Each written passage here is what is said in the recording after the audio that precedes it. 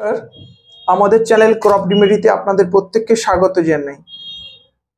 প্রচন্ড বৃষ্টি হয়ে গেছে দক্ষিণবঙ্গের বিভিন্ন জেলাতে, বিশেষত আমাদের এই গাঙ্গেয় সমভূমি বা আমাদের উপকূলবর্তী যেসব জেলা রয়েছে, দক্ষিণ চব্বিশ পরগনা, উত্তর চব্বিশ পরগনা থেকে আরম্ভ করে পূর্ব মেদিনীপুর সহ বিভিন্ন জায়গায় প্রচন্ড বৃষ্টির ফলে কয়েকদিন যাবৎ যারা আমাদের এই সুন্দরবনের যেসব গাঙ্গেয় সমভূমি বা উপকূল ভূমিতে যেসব কৃষক বন্ধু রয়েছেন, চাষি ভাই রয়েছেন, যারা সবজি চাষ করেছেন, আল চাষ করেছেন বা বাঁধে চাষ করেছেন, এই বৃষ্টির ফলে তাদের যে সমস্ত সবজি অর্থাৎ উচ্ছে, ঝিঙে, শশা, তরুল, বটবটি, লঙ্কা, বিভিন্ন যে সবজি চাষ করেছেন সেটা কিন্তু এই প্রচন্ড বৃষ্টি হওয়ার ফলে যে গোড়ায় জল জমতে পারে, জল বসতে পারে মাদাতে, এবং তারপরে আপনার কিন্তু গাছটা হলুদ হয়ে যেতে পারে এবং নানা ফাঙ্গাসের আক্রমণ হতে পারে। এক্ষেত্রে আমাদের এই সমস্ত সবজি বাগানে যাতে আপনাদের ফাঙ্গাসের আক্রমণ না আসে, গাছ হলুদ হয়ে যাতে পচে না যায় বা ধসা না লাগে, এর জন্য আপনাদের এই কয়েকটি ঔষধ আপনাদের প্রয়োগ করতে হবে। যে কোনো একটি আপনারা প্রয়োগ করবেন, তাহলে কিন্তু আপনাদের গাছের সমস্যা থাকবে না এবং গাছটি সুস্থ থাকবে, কোনো ছত্রাকের বা ব্যাকটেরিয়া আক্রমণ হবে না। প্রথমত প্রিকশনস হিসাবে এটা আপনাদের প্রয়োগ করতেই হবে এই বৃষ্টির পরে। প্রথমে বলবো, যারা সবজি চাষ করেছেন, বিভিন্ন ধরনের সবজি, সেক্ষেত্রে কপার বেসড ওষুধ প্রথমে প্রয়োগ করলে খুব ভালো হয়। সেক্ষেত্রে আপনারা কপার অক্সিক্লোরাইড 50% WP যেটা রয়েছে বাজারে, এটা আপনারা ব্লাইটক্স, ব্লু কপার অথবা ধনুকপ বিভিন্ন নামে পাওয়া যায়। এইটি আপনারা নেবেন, নিয়ে প্রতি লিটার জলে 4 গ্রাম হারে, অর্থাৎ 15 লিটার ব্যারেলে 60 গ্রাম দিয়ে এটা অবশ্যই আপনারা কাণ্ড সহ গোড়া ভিজিয়ে সমস্ত গাছে প্রয়োগ করুন, স্প্রে করুন। এছাড়া আপনারা অ্যাজক্সিস্ট্রবিন প্লাস টেবুকোনাজল গ্রুপের ওষুধ আপনারা প্রতি 15 লিটার ব্যারেলে 25 ml হারে এটা প্রয়োগ করতে পারেন।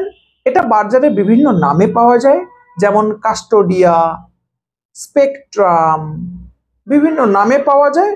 এটা আপনারা নিয়ে প্রয়োগ করতে পারেন, তাহলে কিন্তু আপনাদের এই প্রিকশনস হিসাবে গাছগুলো সুস্থ থাকবে, সবল থাকবে। যদি এগুলো না পান, তাহলে আপনারা অ্যাজক্সিস্ট্রবিন প্লাস ডাইফেনকোনাজল রয়েছে, এই গ্রুপের ওষুধ আপনারা প্রয়োগ করতে পারেন, যেটা আপনার খুব পপুলার অ্যামিস্টার টপ নামে বাজারে পাওয়া যায়।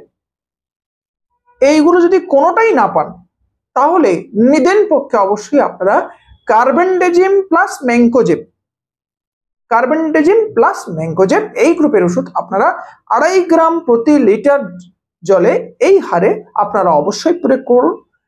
এটা বাজারে বিভিন্ন নামে পাওয়া যায়, যেমন আপনার সাপ পাউডার নামে পাওয়া যেতে পারে, স্প্রিন্ট পাউডার নামে পাওয়া যায়, অথবা ইপকোর কাগুয়া এইসব নামে পাওয়া যায়। যে কোনো একটি আপনারা, এই যে 4টে ওষুধের নাম বললাম, যে কোনো একটি আপনারা, এই যে বৃষ্টি ধরেছে, এখন বৃষ্টি হচ্ছে না, আকাশ মেঘলা হয়ে আছে, এই ফাঙ্গিসাইডের মধ্যে যে কোনো একটি অবশ্যই প্রয়োগ করুন। এবং ওই ফাঙ্গিসাইডের সাথে অবশ্যই ভাবে আপনারা স্টিকার বা আঠা কিংবা একটা অন্তত একটা শ্যাম্পু পাতা, এই ছোট একটা পাতা 15 লিটার ব্যারেলে, অথবা কাপড় কাচা সার্ফ সামান্য যে কোনো আপনি দিয়ে তবে আপনার এই ফাঙ্গিসাইডগুলো বা ছত্রাকনাশকগুলো প্রয়োগ করবেন।